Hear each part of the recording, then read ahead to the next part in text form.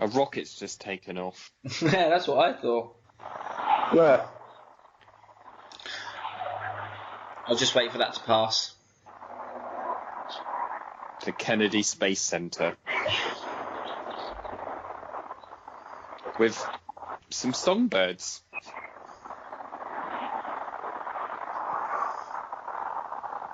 Because I've got headphones on, I can only just about hear that. Oh, we can hear it perfectly. Okay, there we go. And 3, 2, 1, action. Welcome to Would John Rather. I'm not John, and it's my pleasure to be asking the questions this week. I've missed recording because we did a few while ago, and then obviously we missed an episode recently, so it's absolutely fantastic to be doing this again. Johns and Johns, how are we? I'm still by the side of the M1. It's been there a week now. It's been there a week, folks. Don't join the AA, they're shit.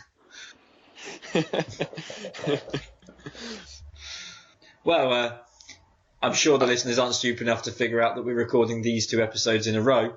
If someone's selfish and go to download and having a good time. Gah. How was download? Oh, no, it hasn't. Oh, no, download is over now. Sorry. This is not being recorded before I go to download. Did you go to see Tool? I did go to see Tool. They were fantastic. I really liked that one song that they did. It lasted 27 years.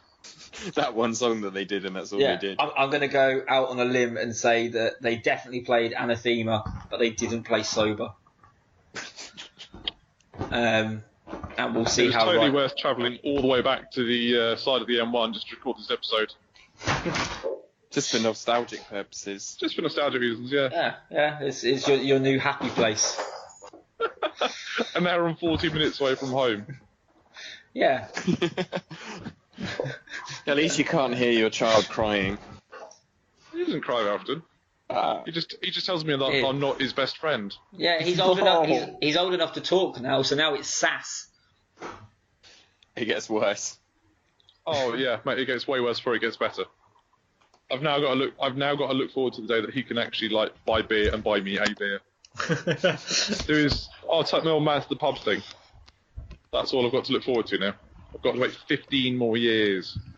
Well, no, if you get him a job when he's 14, and maybe he'll age well and look a lot older than he is, you could have him there a few years earlier. And to be fair, you live not far from Huntingdon, so you'd probably be able to take him into any of the pubs when he's 13.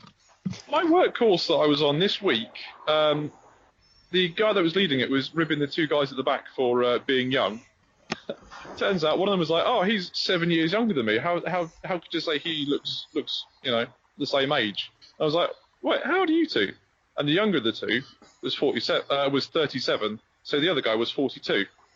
I'm only 30, and he didn't even say anything about me being young. I was like, "Oh, actually wounded." Yeah, that's unfortunately what happens with age. We're all old men now. I'm aging like vinegar. Well, just violently. Not at all. Good with chips. I'm aging like a Russian nuclear reactor. No, I don't get that one. Shall we dive right in? Yeah. Yeah. Don't have a Okay, choice. well, obviously, as you know, I've recently been to Download Festival. It's festival season. Did Slam Dunk recently, so got to ask a festival question, haven't I? It's not so much a festival question, more of a camping question. Would you rather sleep alone in a very, very large tent, let's say a 20-man tent, or with a lot of other people in a small tent? I've done both. They have their pros and cons, so I'll let John choose. I would prefer to sleep alone in a very large tent because I think I would practice my martial arts.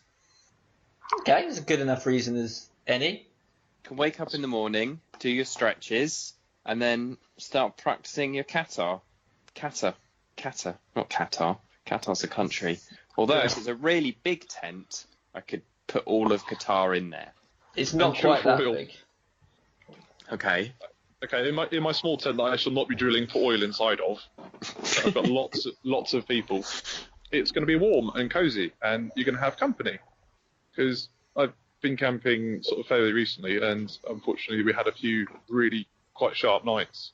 And there was just me and the wife sharing a sleeping bag. I think it was be relatively warm and toasty, and it was absolutely freezing. It got down to like 8 degrees, and it's still single digits. So it's the right side of freezing. It was very, very cold, considering all we had above our heads was canvas. So I look forward to company and sharing body heat. My favourite part of the story was how it was freezing at 8 degrees, but do continue. You did explain yourself, so I'll let you off, but it did make me laugh. Figuratively. Yes. I think this would be welcome at a festival. Occasionally in the evenings, open up the walls of my tent as a temple where people could come and worship in my new religion. What religion is that? Pigeonism? Yeah, Pigeonism. Good. The original Pigeonism, not the splitters. This new sexed up Pigeonism. The People's Front of Pigeonism. Yeah. No, the Pigeonism's Popular People Front. Yeah, we don't want any of these newfangled. The PPPF. Yeah, none of these. Just regular old Pigeonism. People can come in. They can sample the feast that we put on once a year, and they can also make a sacrifice to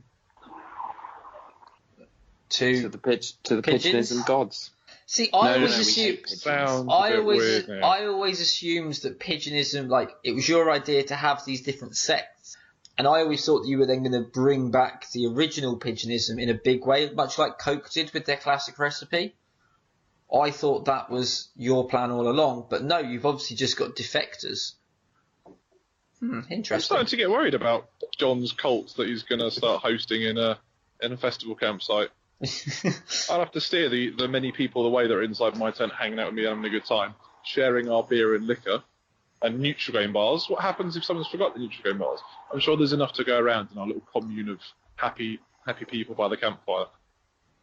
Because I couldn't think of anything worse than camping alone, because you've got almost no mod cons. I mean, he's not necessarily camping alone. He's just in his tent by himself to sleep. Just taking all of the space to himself. You know how hard it is to pitch a tent at a festival if you're not there on the Wednesday. Do you know how hard it is to find? Wednesday. Do you know how hard it is to find somebody who's willing to share an air mattress with you when you jump onto a bed 2-footed? I believe that's your own problem. Look at how middle class John is when he camps. He takes an air mattress. I've got a lot of space in this big. I'm not just going to have my. If I'm organised enough to have a giant tent, which is big enough to have a kitchen, a bathroom, a living room, an altar, a shrine. Is it then Tom, I'm going to have a mattress. like Tom Haverford's tent when they go camping in Parks and Rec? It's like, I've got a popcorn machine, a chocolate fountain, TV, fan. Yeah, a chocolate fountain in a tent. It's off a TV show. It is a comedy. Oh, okay. I thought it was suggesting that was things that John could do. I mean, it's things that are probable that he would do. With a third of an acre, he could do many things. Would you back your tent onto your tennis court? No, he'd have the tennis court in his tent. In the southernmost quarter of Qatar. Sounds really selfish, taking up all the room at a festival.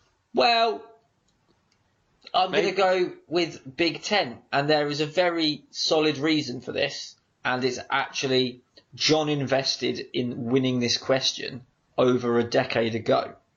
So, currently at Download, and this weekend just passed, me and 3 of my friends all chipped in, rather than do what we normally do, where we'd buy a 2-man tent each for 20, 30 quid, and then just leave it there. We all chipped in 40 quid and bought a 10-man tent for the 4 of us. The very first year, 3 of us slept in it, because the 4th one got lucky. The next year, 2 of us slept in it. And this will be the 3rd year, or this was the 3rd year, sorry, shit. And this was the 3rd year that once again 2 of us slept in it. And it's much, much preferable to Download 2006, where I went to Download with you, John, and we had 5 of us, 4 2-man tents, Thunderstorm, everyone got into my tent that was just for me because they were scared. So I couldn't sleep, very tired. I crawled through the mud into one of the other tents. Another flash of lightning. They all got out of that tent and came and got in my tent with me again.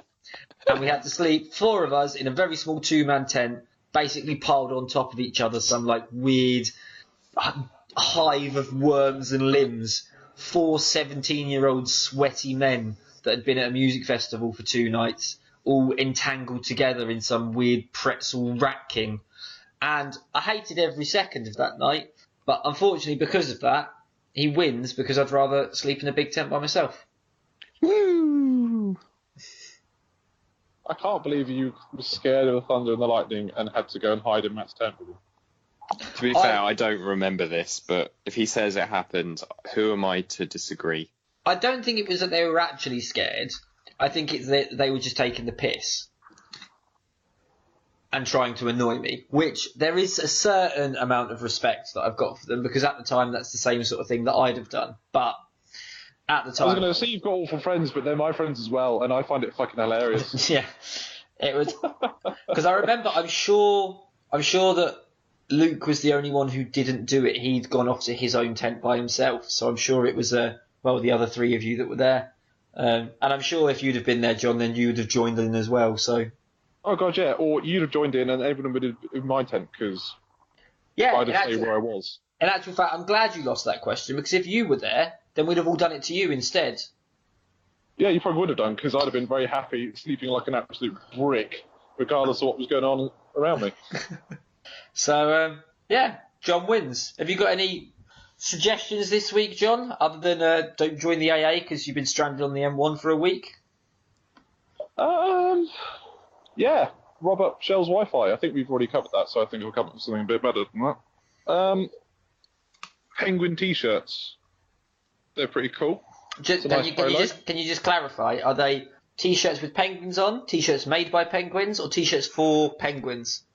2 out of 3 of them. A company called Penguin make T-shirts, and they have a penguin on them.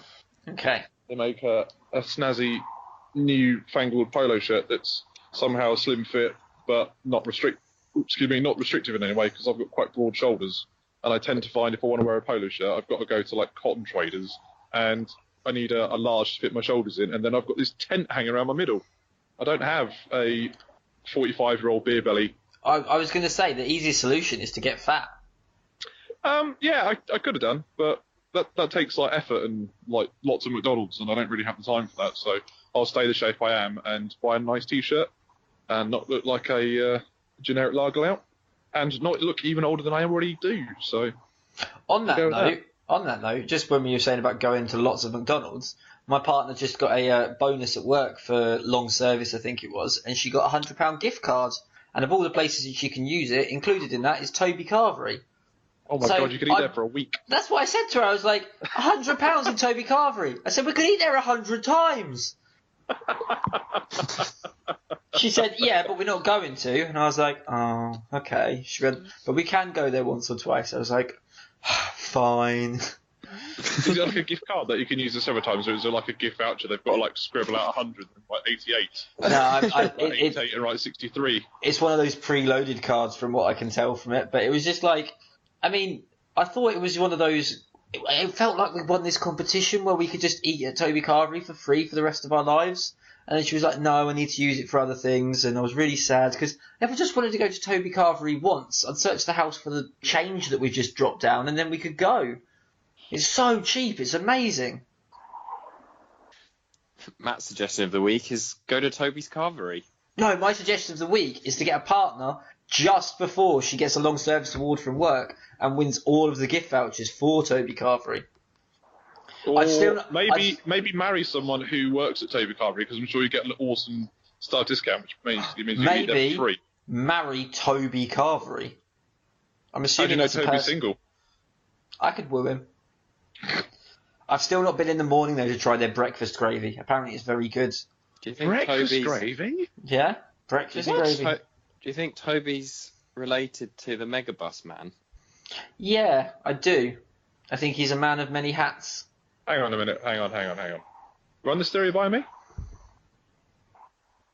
Megabus man Toby Carvery. The Megabus band's called Toby. Is he? I mean, I guess so, from what John said. I asked if they were related. Why Oh. would you ask that? Oh, I for some reason you asked if they were related, and I assumed you meant by related the same person. Yeah. It's only how it works with twins, and identical twins at that. Fair point. I think we're onto something though. If you're an identical twin, can you please subscribe to our podcast? It's a conspiracy. On the note of gravy, I don't know if I've mentioned it on the podcast before, so I'll whiz through it quickly. But I've told Lauren at our weddings, you know people get chocolate fountains? I want a gravy fountain. Because I'm more of a savoury person than a sweet person, and you just replace the marshmallows and the bananas and biscuits with popcorn chicken and... popcorn chicken, chunks of meat, roast potatoes, little bits of carrot, broccoli, chips. Bit of pork pie. Yeah? Fried chicken. I'm going to come to your wedding now. But you wasn't before. Well, you hadn't invited me before. Now I've got that as a vision in my head of, I'm going to come to it, there's going to be that there. If you either don't get married, or you get married and don't invite me, or don't have gravy fountain, I'll be heartbroken. Well, it's definitely happening, I've decided. And I haven't seen it as something that actually exists, but I did ask the chocolate fountain guy at work the other week, and he went away and looked into it and said, I'll find out next time I'm in for. And then I asked him, and he went, we've had this conversation before, because it had been weeks. And I went, yeah. And he was like, give me a sec. And he went outside, phoned his colleague, they discussed the workings of it, and he went, it would work perfectly. He went, and funny you should mention that, because it's not that weird, because I'm currently perfecting my nacho cheese fountain. And he's just working out the perfect consistency of doing it with nacho cheese, because it's obviously got to be the right... So, as much as... I'm still fucking chuckling. You've got a chocolate fountain man at work. But he doesn't work there permanently. But we've got, if people with the wedding packages ask for a chocolate fountain, it's like, yeah, we know a guy. We know a guy. I know a guy. We'll sort you right out. He also has popcorn machines, hot dog machines. He makes milkshakes and an ice cream bike. Whenever he comes in, he's like, "Fancy a milkshake, man?" I'm like, "Yes, I do. Thank you very much. Would you like some ice cream or some popcorn?" Matter of fact, I would. Thank you. Would you like a cup of molten chocolate? Do you even need to ask? I like the fact that he can go around doing odd jobs, but tag wedding onto the front of it and charge 3 times the amount. Yeah, that's anyone that works in weddings. That's what they do. I feel like I'm Mr. Trick. I'd like a dress, please. That will be £25. I'd like a wedding dress, please. That will be £250. Whoa, where are you getting your wedding dress? Yeah. Well, it was just a 10 multiple of 10 markup, but fine. Probably more like 100. I've told Lauren if we do ever get married, she's keeping it cheap anyway. She's not having a wedding dress. We're just going to buy her a big white shirt and put some safety pins in it. A big white shirt. From one of her former lovers, because let's face it, you don't wear big white shirts. Let's be honest, and I'm not talking about Lauren, I'm just talking about women in general. I was about to say you've both been married. I mean, I guess that sentence does work as well, but you both had a wedding anyway.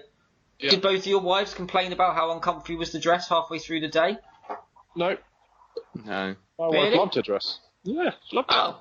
Most brides I have complained for one reason or another that it's like, I just want to... We get quite a lot of brides that are in their pyjamas by like 9 p.m. First dance... That's because you're in Liverpool. Bit harsh. People in Liverpool don't get any less comfy than other people. If you cut, do they still bleed? Internally. Blue or red, depending on what part of Liverpool they're from, anyway. Should we have a second question? Because I feel we've got a bit sidetracked. Well, I don't know. Let's ask the question asker. Okay, my apologies. Oh, it's you. Yeah, fountains of gravy, land of milk and honey business. Right, fine. Would you rather be an expert in throwing axes or ninja stars? Axes. Only because I know that John was going to go for it and I've taken it away from him.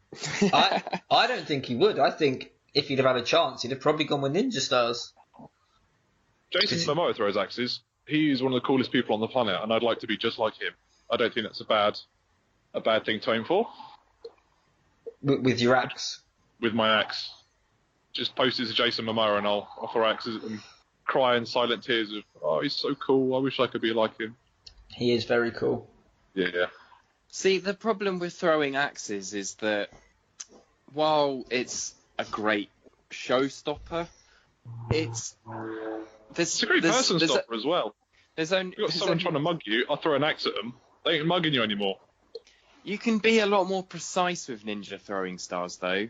If you could throw it into the middle of their forehead if you wanted them dead, just as you could with an axe.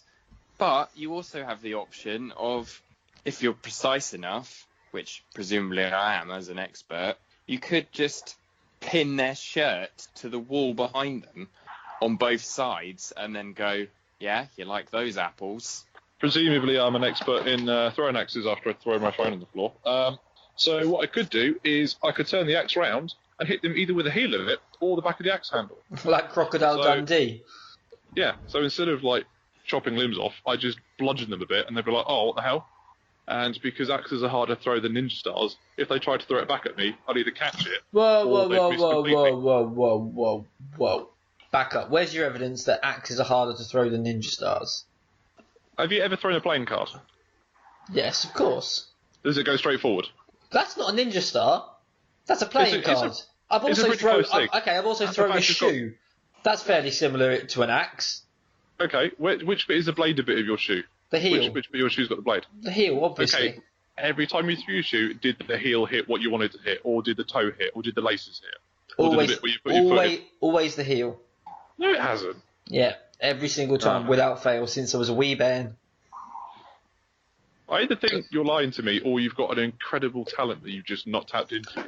I regularly, if Lauren and I are arguing, just like play arguing, go over to her, steal her shoes or slippers, and beat her with them. So I am a master of the shoe.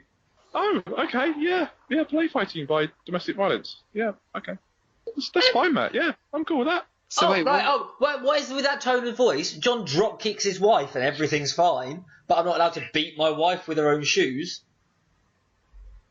I've had words with John. I've already shown him my distaste. You'd beat up your wife if you thought that you could. No, I know I could physically get a few in.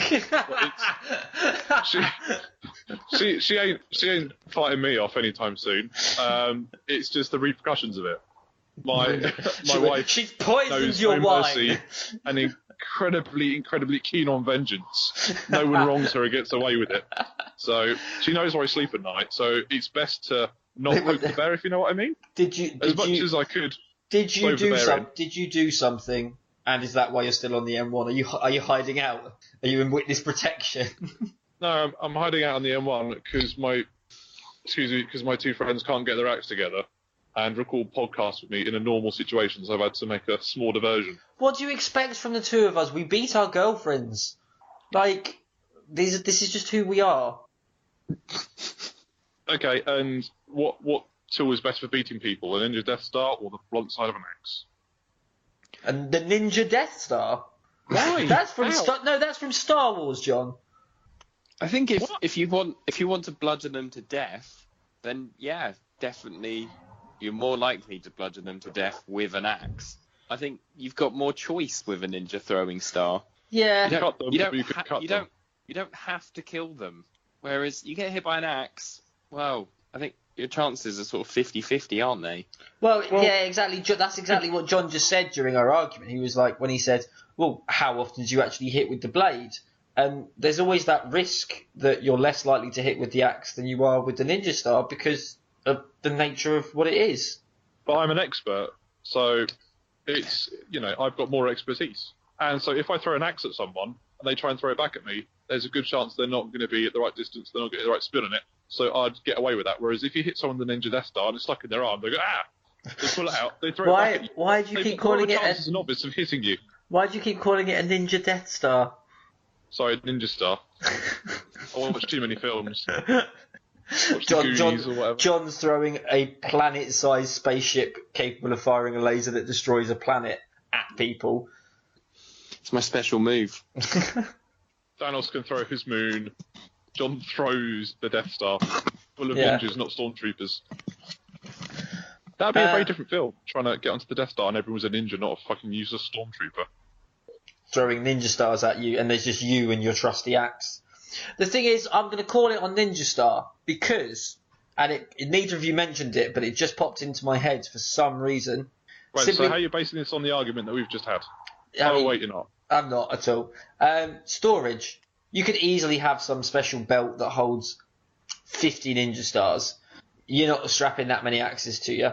10 at best. Yeah, great point. I could store I'm pretty sure literally you'd be thousands of stopped. ninja stars in my boxes.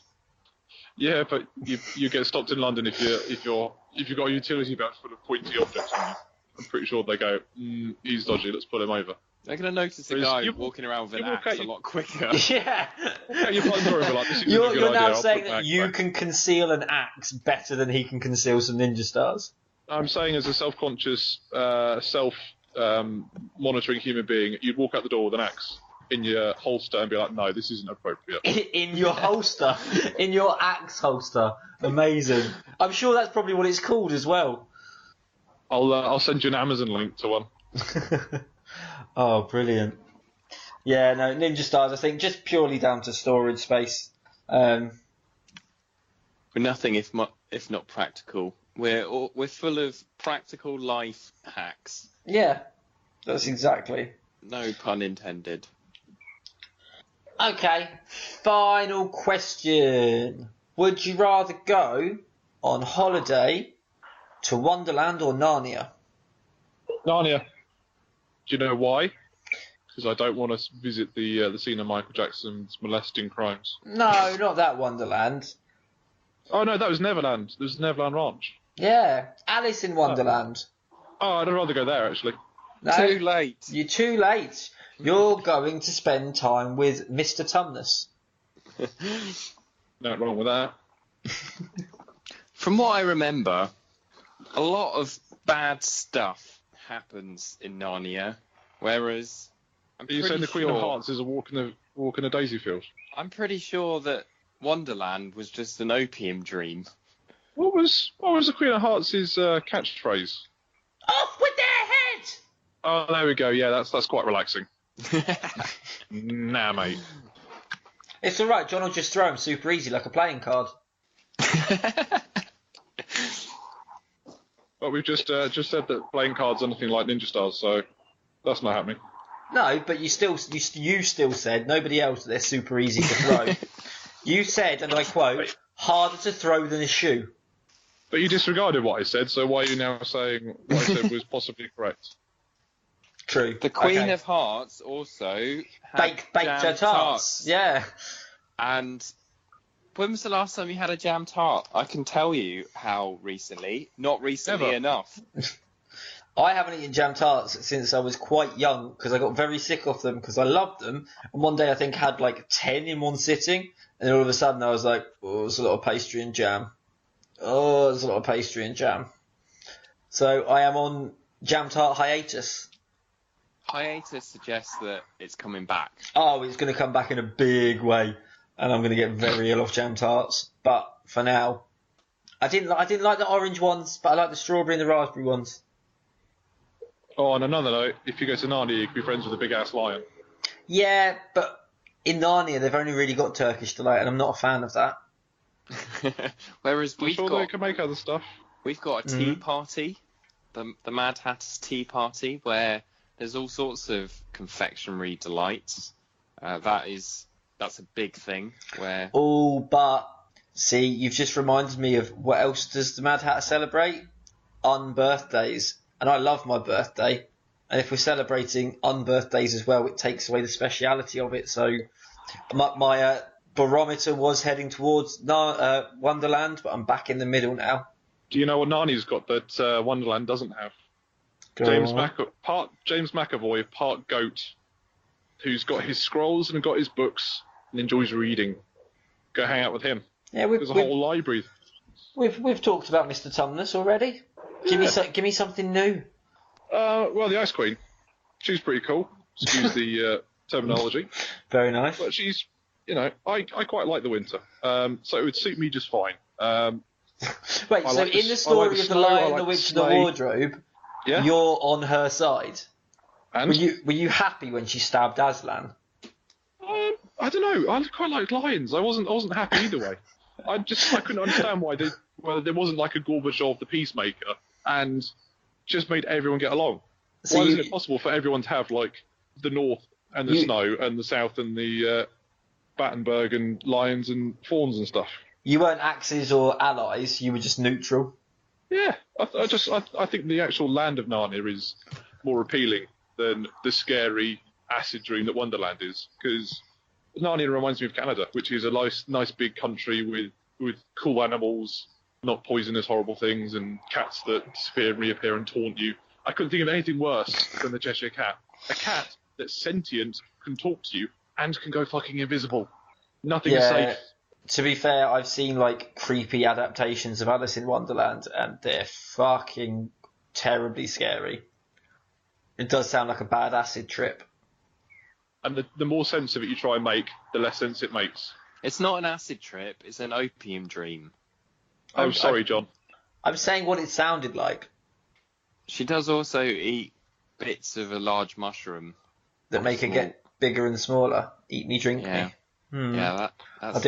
I do like eating and drinking things. Well, come to Narnia, we have a feast. Do we get to eat lion if he loses? Probably. You do have to stab him on a stone table. Yeah, I've probably done worse.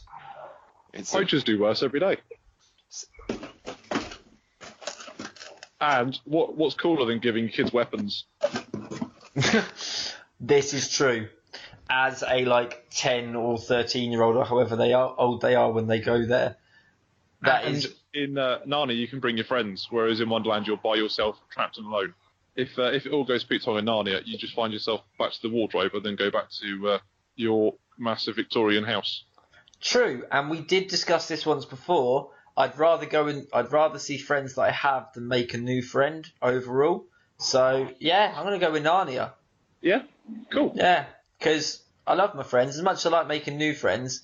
Yeah, when you started talking about the Cheshire Cat, I love him as a character, but the more I think about it, he's creepy as shit. And the main reason I wanted to go to Narnia, to Wonderland, John didn't mention, which was to meet the slug that smokes a shisha pipe and spells things.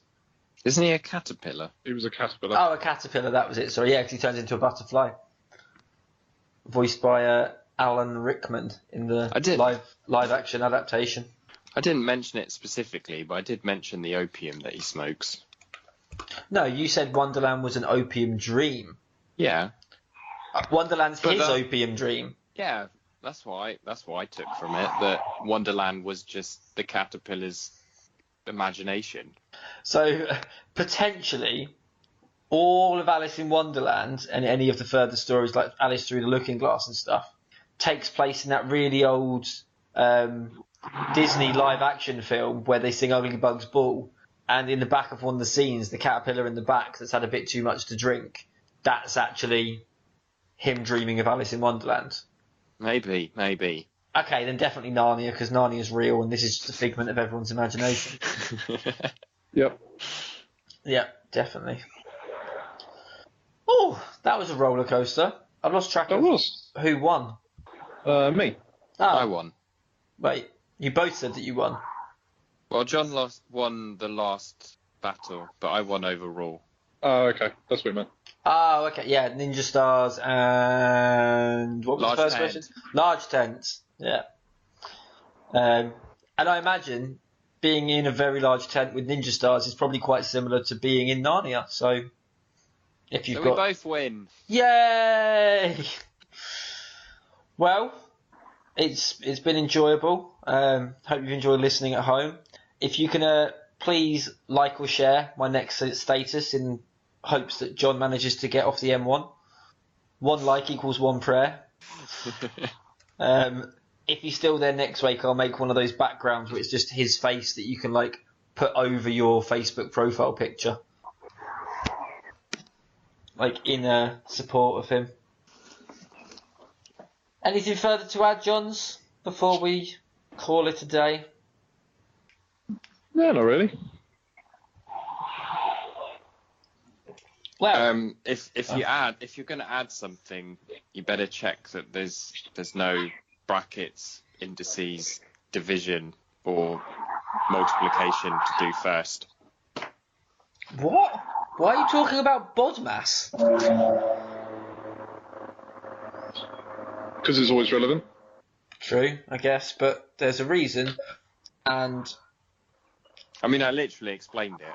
If you're going to add something, you said, "Is there anything you'd like to add?" And I said, "You better just make sure that."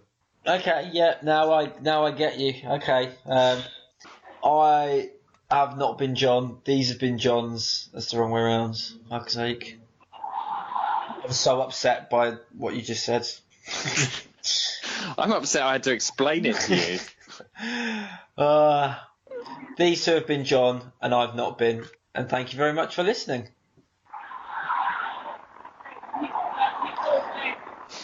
John, you are now allowed to leave the M1. You may go home.